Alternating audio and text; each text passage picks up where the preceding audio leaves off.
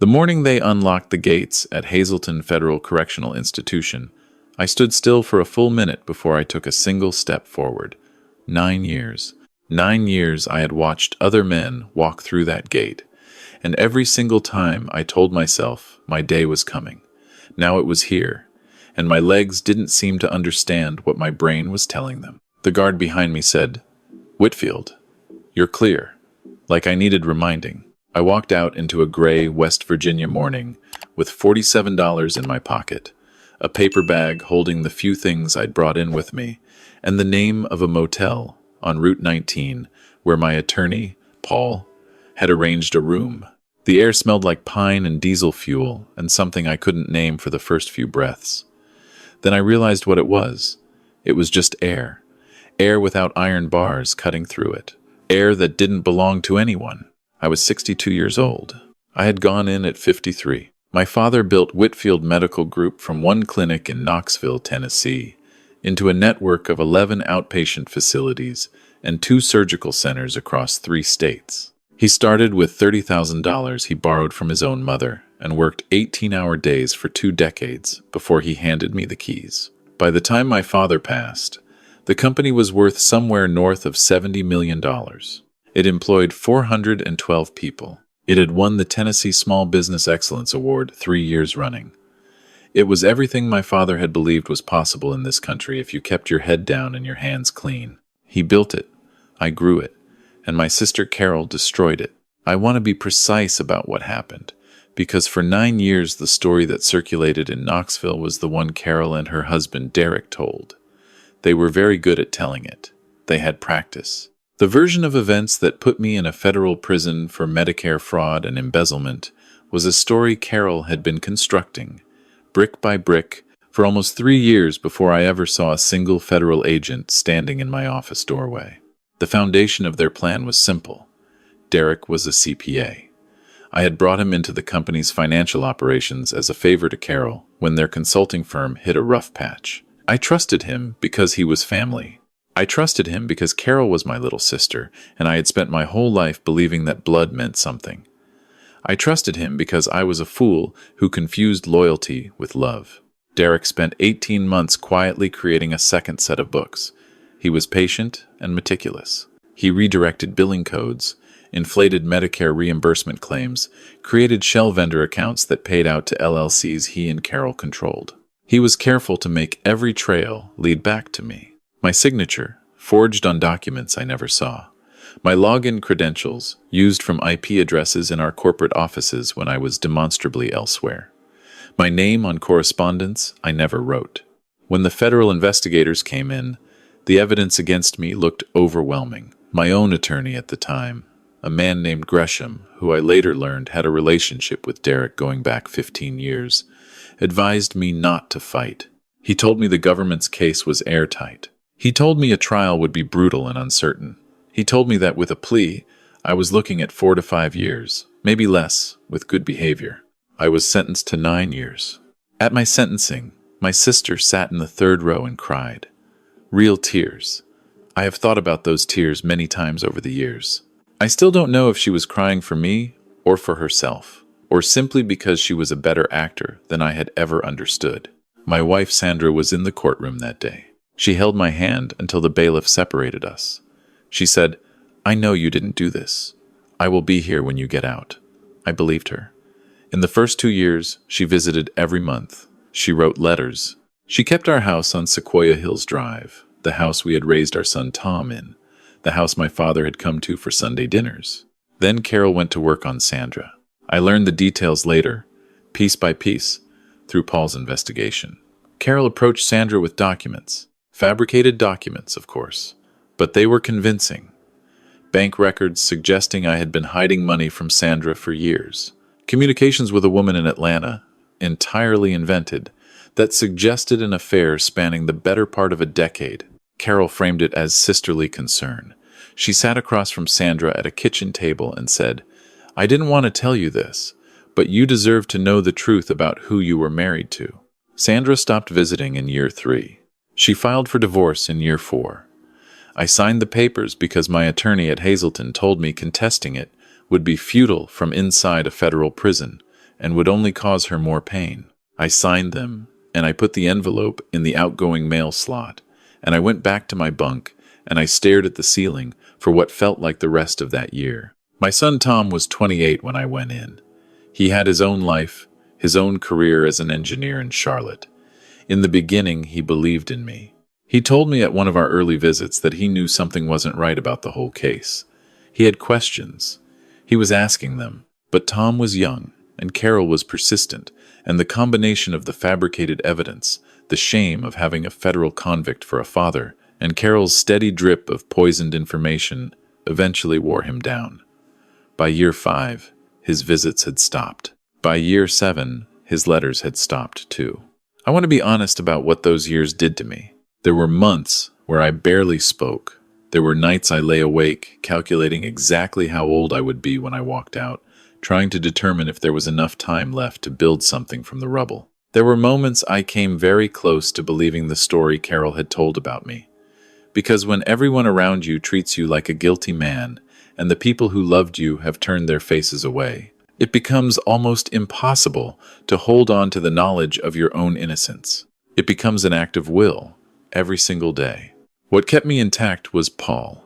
Paul Hendricks had been my father's attorney before he was mine. He was in his early 70s when I went in, and most people assumed he was past the age of serious work. Most people were wrong about Paul. He had retired from active practice, but he never stopped working on my case. He came to see me twice a year without fail. He brought legal pads full of notes. He told me, every single time, that he was going to get me out or die trying. And knowing Paul, I believed both parts of that statement equally. What Paul understood, and what my court-appointed attorney Gresham had either missed or deliberately overlooked, was that the evidence against me was too perfect. In Paul's experience, real embezzlement cases were messy. Real fraudsters made mistakes, covered tracks imperfectly, left traces of panic and improvisation in the records. My case looked like a textbook. Every piece of evidence pointed in exactly one direction, with a clarity that Paul found deeply suspicious. He hired a forensic accountant named Dr. Elaine Sousa out of Nashville. She spent the better part of 2 years going through the original billing records, the financial statements, and the federal government's evidence files, which Paul obtained through a series of Freedom of Information requests. What she found, once she knew what to look for, was the seam. Every forgery, no matter how careful, has a seam. In this case, it was in the metadata of digitally signed documents, timestamps that placed certain authorizations in a window of time when the company's own server logs showed no active sessions under my credentials. It was a thin thread, but it was real. Paul brought his findings to the FBI's Financial Crimes Unit in Knoxville, not the original investigators, who had either been sloppy or had been fed selective information by someone close to the case. He went over their heads. He put Dr. Sousa's report and his own 400 pages of analysis in front of a senior agent named Carver, who had a reputation for not caring about whose toes he stepped on. Agent Carver opened a new investigation. It took them 14 months from that point to build a case against Carol and Derek. 14 months during which I knew nothing, except that Paul told me on each visit to hold on a little longer. 14 months during which I woke up every morning in a federal correctional facility and went through the motions of a day that felt like a sentence within a sentence. I found out the charges against Carol and Derek had been filed on a Tuesday in March. A correctional officer came to find me in the library where I worked afternoons cataloging new acquisitions, and he said, "Whitfield, your lawyer is on the phone." I walked to the administrative office and picked up the receiver, and Paul's voice came through the line, and he said, "James, it's done. They've got them. You're going to come home." I set the receiver down on the desk, very carefully, and I sat down in the nearest chair, and I did not move for a very long time. The process of overturning my conviction took another 7 months. There were hearings and filings and motions and delays that would have driven a less patient man to madness. But by that point, patience was the one thing I had in abundance. My conviction was vacated on a Wednesday morning in a federal courtroom in Knoxville. The judge, a woman in her 60s with reading glasses on a chain around her neck, read the order in a flat, even voice, And when she finished, she looked up at me over those glasses and said, "Mr. Whitfield, you are free to go." She did not apologize. The government did not apologize. The federal system does not apologize. But I was free, and for that moment, that was enough. The wrongful imprisonment compensation process, which Paul had begun filing the groundwork for before my conviction was even officially overturned, resulted in a settlement from the federal government. I am not going to state the exact figure here, but I will say that it represented a meaningful acknowledgement of 9 years stolen and a meaningful foundation for what came next. Paul had fought for every dollar of it, and he deserved the credit. So I walked out of Hazleton on that gray morning, rode in Paul's Buick across 3 states, and tried to figure out who I was at 62 with no company, no house, no wife, and a son who no longer spoke to me. Paul had rented a furnished apartment for me in Knoxville, a clean 2-bedroom place in the Bearden neighborhood about 4 miles from where I had lived before. He had stocked the refrigerator. He had put clean towels in the bathroom. He had left a note on the kitchen counter that said, "Rest first, work second. Everything else will follow." It was the most thoughtful thing anyone had done for me in 9 years, and I stood in that kitchen, holding the note for a long time before I could put it down. I spent the first week doing almost nothing. I walked. I had forgotten what it was like to simply walk without a perimeter, to turn in any direction I chose, to stop when I wanted and keep going when I wanted. I walked through Sequoia Hills Park and along the river and through neighborhoods I had known my whole life. People passed me without recognition. I had left as a well-known businessman. I came back as a gray-haired stranger in a windbreaker. On the 8th day, I drove past the Whitfield Medical Group headquarters on Middlebrook Pike. It didn't have our name on it anymore. The sign over the main entrance read Marsh Medical Partners, Derek's name on the building my father had built. I sat in the parking lot for a few minutes, engine running, and I felt something settle in my chest. Not rage, not grief, something quieter and colder and more purposeful than either of those things. I put the car in reverse and drove away. Paul had already briefed me on the current state of the business. When my conviction was vacated and the federal case against Carol and Derek became public, the company had begun hemorrhaging. Key physicians had left. Several of the smaller satellite clinics had closed. The core of the business, the 2 surgical centers, and the 3 largest outpatient facilities were still operating, but operating badly under a management structure Carol and Derek had installed that prioritized their own compensation over everything else. The company was worth perhaps $30 million now, down from 70.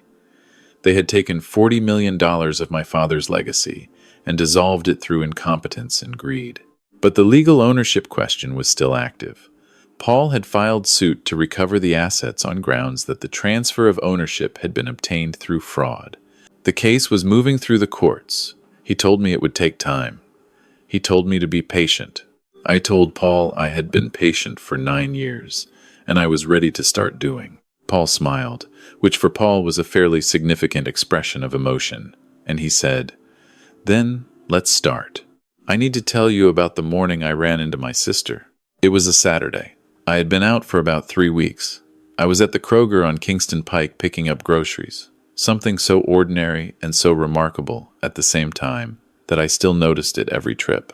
The ability to choose what you eat. The ability to stand in an aisle and look at 12 different kinds of pasta sauce and pick the one you want. Small freedoms have a particular sweetness when you understand what their absence costs. I was in the produce section when I saw her. Carol was at the far end, examining something in the citrus display with her back to me. She was 60 now. Her hair was different, shorter and lighter. She was wearing a coat I recognized the style of, the kind of coat that cost serious money, and I thought, that coat was bought with money stolen from our father's company. I did not go to her. I stood and waited. She turned around and saw me across a bank of oranges, and I watched her face go completely white. She took a step backward and knocked into the display behind her and caught herself. Neither of us moved for several seconds. I said, "Hello, Carol." She said nothing. Her mouth was working, but nothing was coming out. I said, "I'm not going to make a scene. I just want to ask you one question, and I want you to answer it honestly for once in your life." She finally found her voice. It came out thin and unsteady. "James, Why didn't you stop him?" I said. "Derek was your husband. You had the power to stop him before any of this started, before a single document was forged, before I ever saw the inside of a courtroom. Why didn't you stop him?" She looked at the floor. "It wasn't that simple." "It was exactly that simple," I said. "You chose money over your brother. You chose Derek over me. You chose a bigger share of something our father gave to both of us, over the man who spent 20 years growing it, so there was something worth having. That's what you chose. I just want you to admit it." She looked up at me then, and for a moment something shifted in her face, something that might have been what I was looking for. She opened her mouth. Her phone buzzed in her coat pocket. She looked down at it reflexively, and the moment closed. She said, "My attorney has advised me not to talk to you." I nodded. "I had expected this." "That's fine," I said. "We'll let the court do the talking then." I put a bag of apples in my cart and walked to the checkout. My hands were steady. I was proud of my hands for being steady. Carol's criminal trial began 6 months after my release. I attended every day.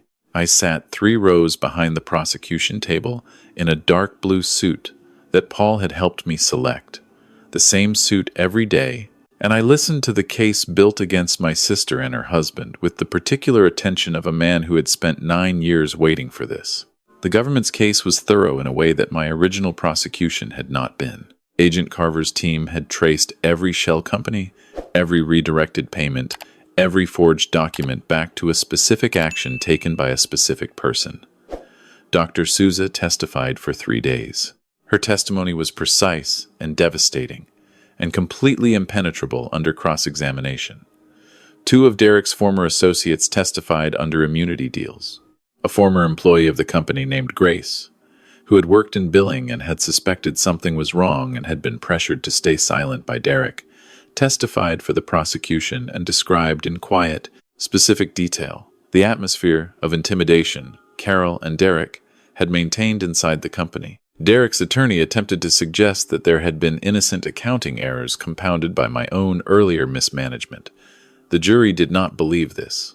Derek's attorney attempted to suggest that Carol had been a passive participant, unaware of the specifics, following her husband's lead. The testimony and the documentary evidence made this argument untenable. The jury deliberated for 2 days. Carol was convicted on 11 counts, including wire fraud, Medicare fraud, and obstruction of justice. Derek was convicted on 16 counts. The sentencing came 6 weeks later. Derek received 17 years. Carol received 14 years. Carol had been present when I was sentenced to 9 years for crimes she had framed me for. Now I was present when she was sentenced to 14 years for the crimes she had actually committed. I am not going to pretend that I sat in that courtroom with perfect Christian equanimity and felt nothing but sorrow.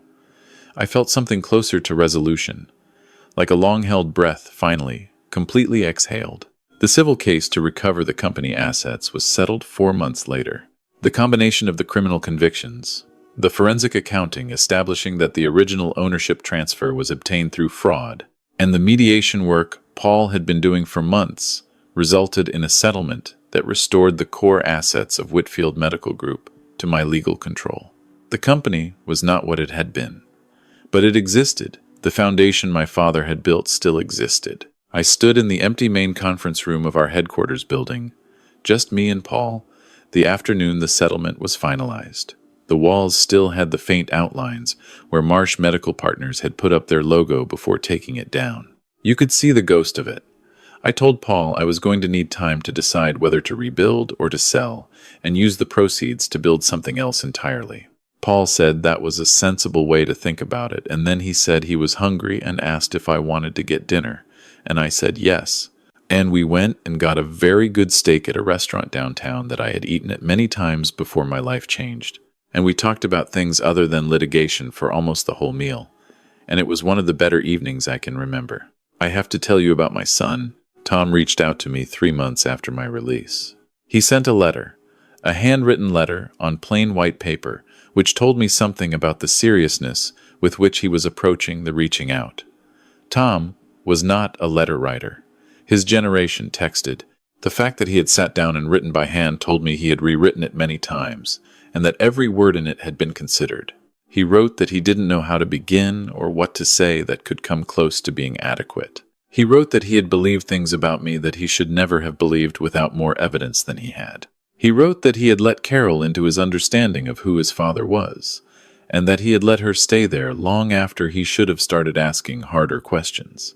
He wrote that he was ashamed of his own failure of faith. He wrote that he understood completely if I did not want to see him. I read the letter twice. I sat with it for 3 days before I wrote back. Not because I was uncertain about wanting to see my son. I knew immediately, with the same clarity I had known everything that mattered in my life, that I wanted to see Tom. But I took 3 days because I wanted to write back the right way. I didn't want to write something that made it easy. Not because I wanted to punish him, but because I thought honesty between us required me to say that what had happened had been painful, and that rebuilding trust would take time, and that I was willing to put in that time if he was. I drove to Charlotte on a Thursday in November. Tom met me at the door of the house he'd bought 2 years earlier, a house I had never seen. He looked like his mother around the eyes. He looked like my father around the jaw. He looked like a man who had not been sleeping well. We shook hands first. Then he hugged me, and he held on longer than I expected, and I felt the 9 years of distance between us begin, slowly, to give way. We sat at his kitchen table and talked for 4 hours. I told him things I had never written in letters, because some things require a face across a table. He told me things he had been carrying since he was 28 years old. Things he had not said because there had been no one safe to say them to. He told me that on some level he had always known the evidence against me felt wrong, but that the weight of the federal government's case and Carol's careful work and the shame of the whole thing had made it easier to step away than to fight. He said that, and then he looked at the table and said, "That's not an excuse. I know it's not an excuse." I told him I didn't need an excuse. I told him I needed a son, and I needed to be a father again, if he would let me try. He had to wipe his eyes after that, and I let him do it without comment because he came by that honestly, and his grandfather had been exactly the same way. There is something I did not expect about the end of this story, and that is the thing that has come to mean the most to me. Tom's son, my grandson, was born while I was in prison. His name is David. I had never met him. Tom had sent photographs in the early years, before the visits stopped, and I had kept every single one of them, so I knew his face in the way you know a photograph, but not in any other way. When Tom and I began rebuilding things, he started bringing David along. David was 8 years old when I met him. He had Tom's dark eyes, and something in his chin that went all the way back to my father. He was a serious child with a lot of questions and very good posture, which I found charming. The first time he came over to my apartment, he stood in the living room looking at the framed photographs on the wall. The old ones, my father and my mother and Tom as a boy, the history of our family, that I had put up carefully, because I was determined that the apartment would feel like a home and not just a place to live. He looked at each photograph with that serious expression and then turned to me and said, "Is that my grandpa too?" pointing to a photo of my father. I said, "That's your great-grandpa. His name was William." David said, "He looks like Dad." I said, "He does." David said, "Do you have any cookies?" I did have cookies, because Paul had mentioned offhandedly that Tom's son was 8, and I had picked up a box of chocolate chip cookies at Kroger with that information in mind. I got them down from the cabinet and put them on the counter, and David climbed onto a stool and began eating them with the focused efficiency of a child who takes cookies seriously. After a minute, he said, "Dad said you were gone for a long time." I said, "I was." He chewed for a moment. "Are you going to be gone again?" I said, "No, I'm going to be right here." He nodded, apparently satisfied with this answer, and reached for another cookie. I stood in my kitchen in the Bearden apartment on a Tuesday afternoon in February, with my grandson eating cookies, on the other side of the counter and the late winter light coming through the window above the sink, and I thought about my father, and I thought about the 18 hours a day he had worked so that something could exist that was worth passing on, and I thought about the 9 years inside those walls, And I thought about Carol in a federal facility now with time to consider the choices she had made. And I thought about Sandra, who had come to see me once, briefly, after the trial, and had stood in a parking lot with her hands in her coat pockets and said she was sorry. And I had told her honestly that I understood how it had happened and that I did not hate her, and she had nodded, and we had parted with a civility that was more than I could have hoped for, and less than what we had once been to each other. I thought about all of it. Then I thought about the company, which was in the early stages of a careful rebuilding effort, with 3 facilities fully operational and good people coming back to work for us because the name Whitfield still meant something in this state. I thought about the new hires and the reopened clinics and the 412 employees my father had once provided for, and the 160 we currently employed with room to grow. I thought about Paul, who had spent years of his retirement fighting for a man most people had given up on, and who deserved a great deal more credit than he would ever accept. I thought about David, eating his cookies. My father used to say that the measure of what you have built is not how well it survives success. Success is easy. The measure of what you have built is how much of it survives the worst thing that can happen to it, whether the roots go deep enough to hold when everything above the surface has been stripped away. I had lost 9 years. I had lost my wife, the company, the house, the daily life of my son, the early years of my grandson.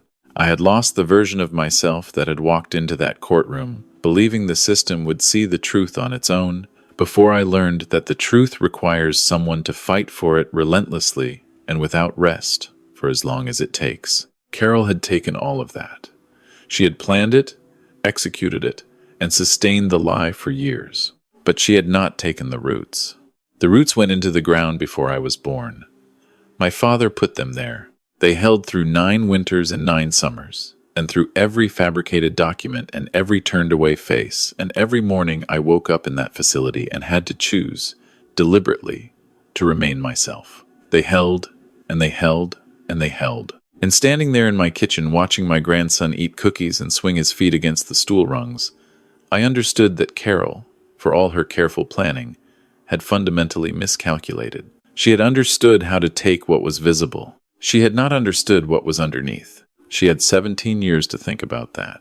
I had however many years God was going to give me, and I intended to use all of them. I got down a second stool and sat across from David at the counter, and I asked him about his school, and he told me about it with the kind of detail that only an 8-year-old considers essential: the names of every child in his class, and a comprehensive account of a disagreement about kickball rules that had apparently been unresolved for weeks and was causing significant community tension. I listened to every word. Tom came in from the other room and saw us at the counter and stopped in the doorway. He looked at his son, and then he looked at me, and he didn't say anything. But something moved across his face that I recognized because I had felt it myself, standing at this same counter not 20 minutes earlier.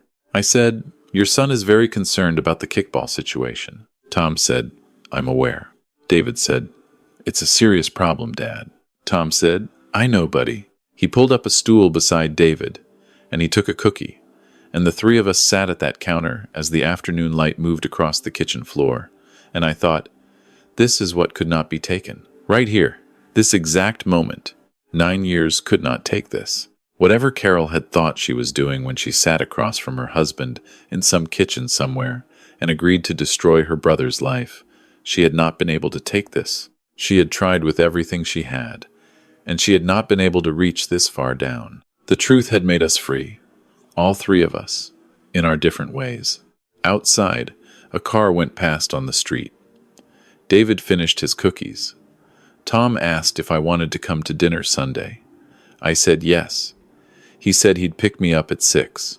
He looked up from his cookie and said it the way he used to say things when he was small and the world was uncomplicated, easily, as if the question required no bravery at all. I said, "I'll be ready." And I meant it about dinner, and I meant it about everything else too.